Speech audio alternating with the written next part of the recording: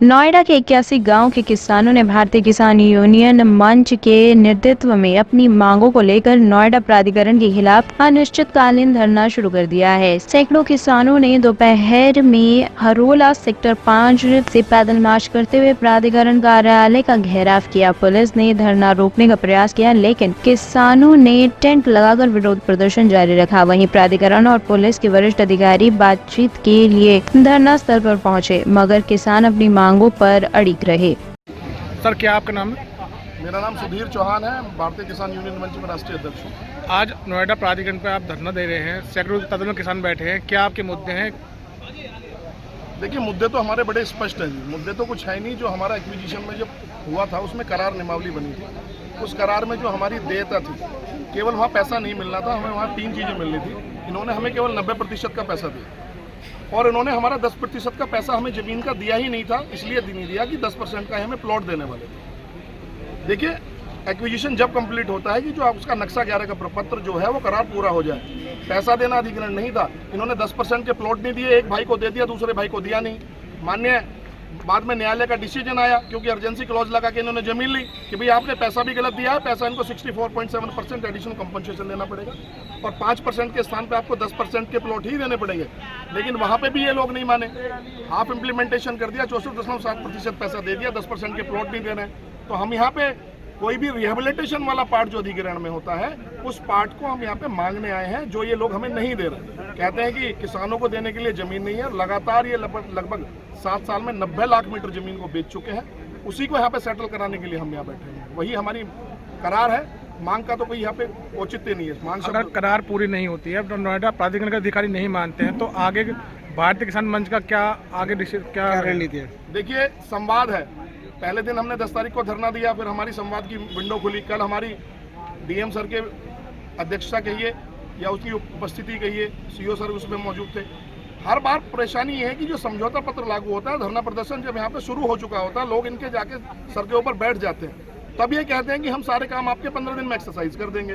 पूर्ववत समझौता था। पहला हमने समझौता जो कराया वो हमने समयबद्ध समझौता कराया था कि 5% के प्लॉट, 10% के प्लॉट, आबादी का विनियमितीकरण और चेक और क्लस्टर डाल के जहाँ भी इनको प्लॉट का आवंटन करना है वो सारे 6 महीना में 15 दिन से और 6 महीने का एक बीच में पूरा एक समयबद्ध था। लेकिन आज फिर कहना है कि हमें 15 दिन का समय दीजिए, तो कहीं ना कहीं इनकी इंटेंशन सही नहीं है। ये लोग कहीं केवल जब प्रेशर यहाँ पे होता है, जब बात करते हैं, उसके बाद इनकी कलम में शाही खत्म हो जाती है, किसान यहाँ से खत्म हो जाता है। सुधीर जी, एक बात बताइए, ऐसे धरना प्रदर्शन ना जाने किसान और आप कितने बार कर चुके हैं?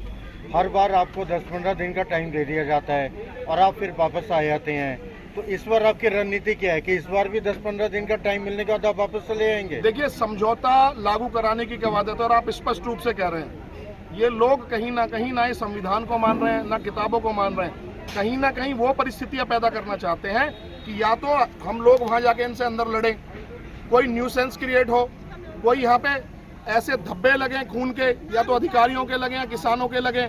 सब जब सरकार जागृत हो, सरकार एक वेलफेयर स्टेट है और सरकार को भी यहाँ पर हर हफ्ते यहाँ पे लगभग मुख्यमंत्री, 15 दिन में प्रधानमंत्री भी आते हैं। एक्सपो मार्ट हमारा यहीं पे है। जब और कभी कभी परिस्थितियाँ, इंसिडेंट को एक्सीडेंट कन्वर्ट होने में टाइम नहीं लगता। हम रोजाना कहते हैं कि भाई हम ये करेंगे, इनको तालाबंदी करेंगे। ये रोजाना पुलिस हमें जाके छदम लाठीचार्ज तो कई बार हुआ है, कई बार हड्डियां भी टूटी है लोगों की। मुझे लग रहा है कहीं ना कहीं ये भट्टा पारसोल की स्थिति को पैदा करने पे लगे हैं, जहां डीएम लोगों ने हथियार उठाए। कहीं ना कहीं ये नक्सलवाद को प्रेरित करते हैं। सरकार जब संवाद स्थापित ना करके और स्थापित मुद्दों पे लाभ ना देना चाहे, तो इसका मतलब कहीं ना कहीं वो प्रायोजित कुछ ना कुछ हिंसा को करवाना चाहते हैं लोगों से। एक लास्ट क्वेश्चन आपसे पूछेंगे, अभी अधिकारियों से लास्ट बार क्या बात हुई आपकी और क्या उनके तरफ से क्या आपको आश्वासन दिया? आश्वासन कल दिया कि वही मैंने अभी पूर्व की बाइट में बताया था कि भाई आपके मुद्दे जेन्युइन है, और तो और जो अधिकारियों का काम करना चाहिए कि भाई कौन सा कार्यालय देश, कौन सा पॉलिसी जो किसानों के ऊपर लागू होती है, इनको लाभ दिए जा सकते हैं, वो लोग हम खोजी पत्रकारिता करके किसान अपने उन कार्यालय आदेशों को और जो सरकार के आदेश है उनको लाके इनको दे रहा है। वही कि भाई आपकी बातें ठीक है, त्योहार का दिन है, इस देश में कम से कम 150 दिन त्योहार रहता है। इस उत्तर प्रदेश की आर्थिक राजधानी गौतम बुद्ध नगर में कम से कम 100 बार बड़े बड़े डेलीगेट, कभी प्रधानमंत्री आ रहे होते हैं, कभी राष्ट्रपति आ रहे होते हैं, कभी हमारे मुख्यमंत्री आ रहे होते हैं, और कभी कभी ऑटो एक्सपो लगा होता है, कभी यहाँ पे एक्सपोजिशन मार्ट में जाके शिल्प हाट लगा होता है। भाई अगर आर्थिक राजधानी है, रोजाना गतिविधि रहेंगी तो हमारे पास दिन कहाँ बचे हैं?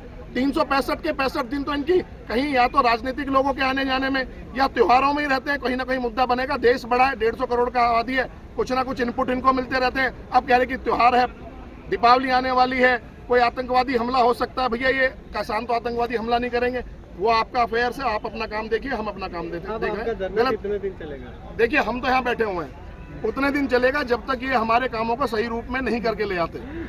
और अपने लोगों से हम संवाद स्थापित करेंगे, बात करते हैं कि लोगों को जो यहाँ हमें कल बताया गया मीटिंग में, क्योंकि कल हम 100-200 आदमी आए थे, ज़्यादा संख्या में लोग नहीं थे। कल क्या हुआ, कैसे हुआ, अपने लोगों से बातचीत करेंगे, उसके बाद निर्णय लेंगे क्या करना क्या नहीं करना। ठीक है सर। टॉप स्टोरी ब्यूरो के लिए नोएडा से अमर सैनी की रिपोर्ट।